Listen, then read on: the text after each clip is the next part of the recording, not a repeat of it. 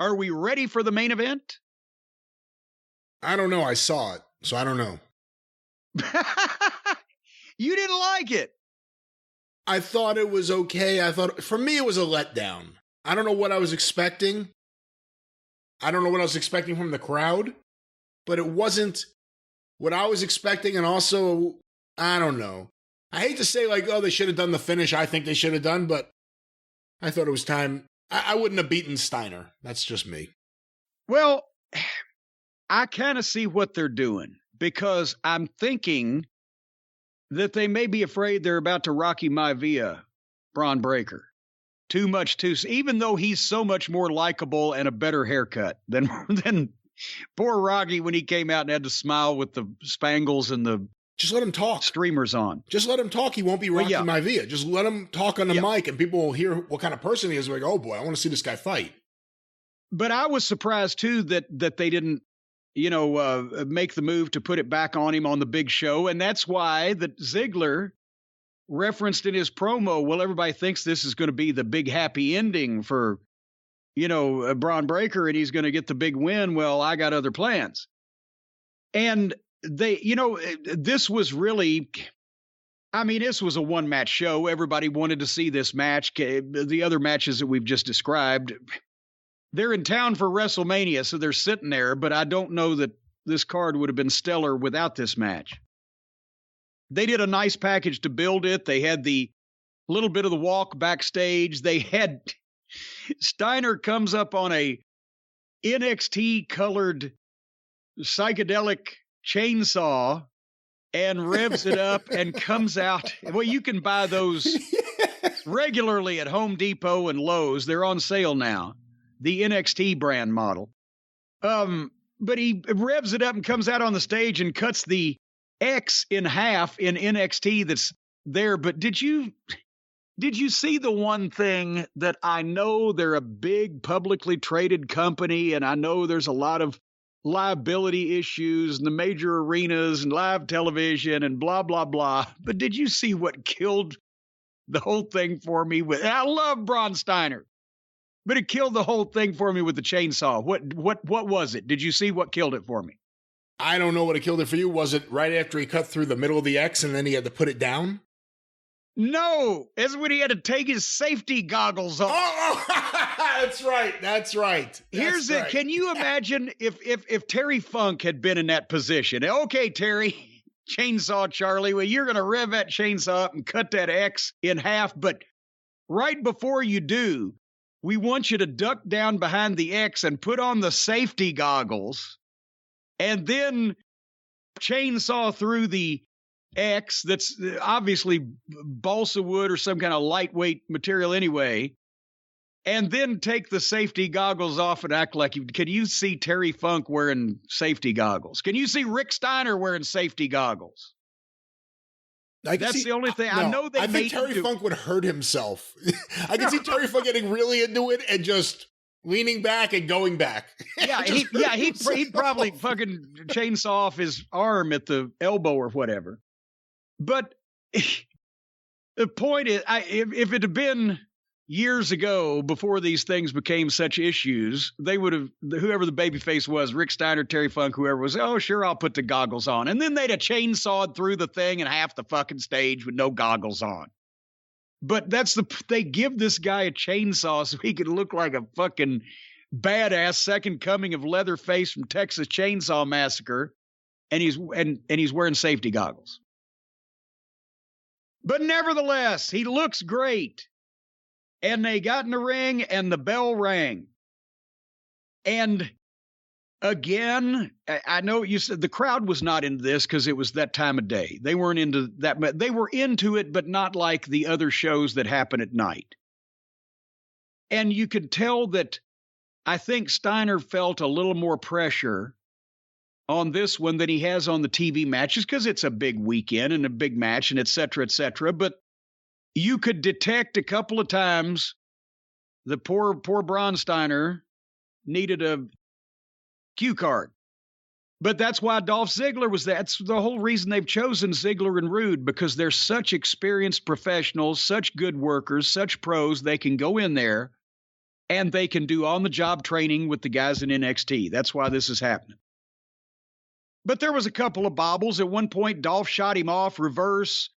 Ziggler's going to go to leapfrog up, and Steiner's going to catch him and power slam him, but Steiner forgot to catch him. He just kind of ran into him. But they went back and got it. And, you know, the whole thing was where they kicked Rude out of ringside, by the way, for trying to interfere. But basically, it was a chance to give Bron Steiner a main event match with a guy that can keep him on track, which he had to a couple times. And still, for a guy with that level of experience, I thought he did fine. You know, at one point, during Ziggler getting the heat, Steiner seemed to have trouble understanding how to fire up and fight back from underneath and get stopped by the heel rather than just kind of wander around and let the heel come to him.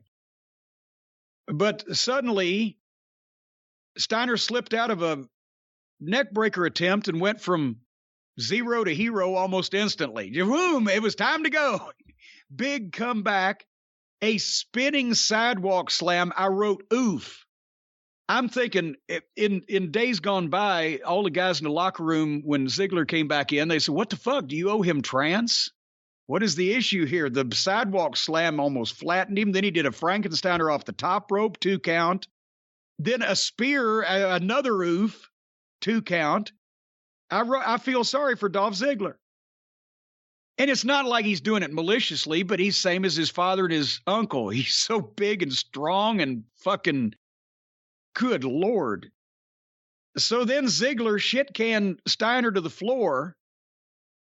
And, you know, at that point, they're on borrowed time there. It seemed like they were kind of bobbling, but Steiner foiled a kick that Ziggler went for, hit another spear, another oof. And then he did the press into the power slam finish, and that's where Rude reappeared at ringside and pulled Ziggler out from under the cover. And so Steiner was able, as Rude was at ringside getting Ziggler all back together, Steiner hit a cannonball dive over the top rope on both of them, and that looked like an oof too. There was none of this pretty, I'm going to fly like an eagle over the top, and the guys at the bottom waiting like, oh, we'll catch you. It was like, bam, it looked like a bowling ball being thrown into 2 fucking pins. So then he throws Ziggler into the ring, runs Rude into the steps, and comes back in the ring, and right as he starts to stand up, Ziggler hits a famouser and a zigzag, and cover 1, 2, he kicked out, and now they had him because they thought that was it. So, boom, they went. And then Ziggler comes off with the big elbow off the top for a 2 count and starts tuning up the super kick, but Steiner is back up to his feet, clothesline, spear, goes for the press slam. Ziggler reaches down and rakes his eyes, pushes him into the exposed turnbuckle that we actually forgot had been exposed a while back, and hit him with a super kick, 1, 2, 3. It had its moments. They got the crowd on that one false finish, and at least they had him at the end there. Steiner's human. He makes a few mistakes, but I mean, this was, if it was the best wrestling match on the show was obviously Walter and LA Knight, but this was, I thought, adequate for what the people came to see. I guess I thought it was flat. I just thought it was flat. I think the finish was flat. I think the crowd was flat, but I think you're there for WrestleMania. They inducted his dad and his uncle into the Hall of Fame. You could have had a really special moment. Instead, the show ended flat. I mean, there were other things they could have done. Well, and you know, that is, I wonder why that, you know, Rick and Scott were there and they couldn't even do some kind of, well, I guess, I don't know. Scott had a heart issue. I was going to say, couldn't they have been the ones to come out and fucking pick Rude up and carry him off? That would have got the people into it. But Scott's had a heart issue and Rick's running for mayor or something. So who knows? I don't know. Should run for dog catcher. Hey! I memean, he would be good at it. Dog-faced gremlin. Well, yeah, he can speak to the animals. He knows their language. Well, Jim, of course, Rick Steiner was known as the dog-faced gremlin. And perhaps Rick Steiner, looking back, looking in the mirror, sees that he's no longer the dog-faced gremlin he once was. Perhaps he's shaved off the hair off his face. Perhaps the hair on his head is gone. Perhaps he could have done something to keep the dog-faced gremlin look and keep his hair. Well, I think you're right, Brian. It took you a while to get there, but you've arrived at the destination. And if you folks out there in podcast land are having problems with your hair, you need to keep it with Keeps. Now, of course, it won't work on your face. Rick has lost some hair on his chinny chin, and the Keeps doesn't work on your chest or your back or your chin or your knuckles or anything like that. But if you want hair on the top of your head, folks, 2 out of 3 men will experience some form of hair loss by the time that they're 35. And even more these days when they just shave it for no reason.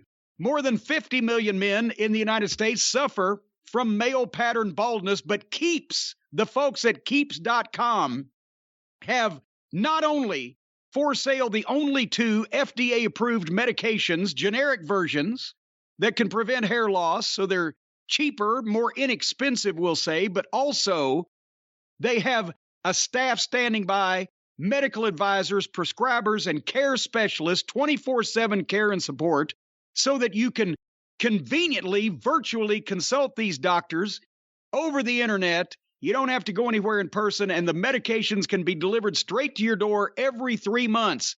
Yes, folks, right now you may look like a peeled egg, but in 6 months, you're going to look like the werewolf of London. Prevention is the key because treatments can take 4 to 6 months to see results. So act fast and we're going to save you some money. If you go to Keeps, KEEPS.com/JCE, you're going to get your first month of treatment for free. Keeps.com/JCE to get your first months of treatment for free. I'm telling you, folks, by September, October, your wife wakes up next to you, she's going to call animal control. She's going to think something has gone wrong. What's in the bed next to me? It's covered in hair. Keeps.com/JCE. Brian, I know that's a question you've asked yourself many times. What's in the bed next to me? It's covered with hair.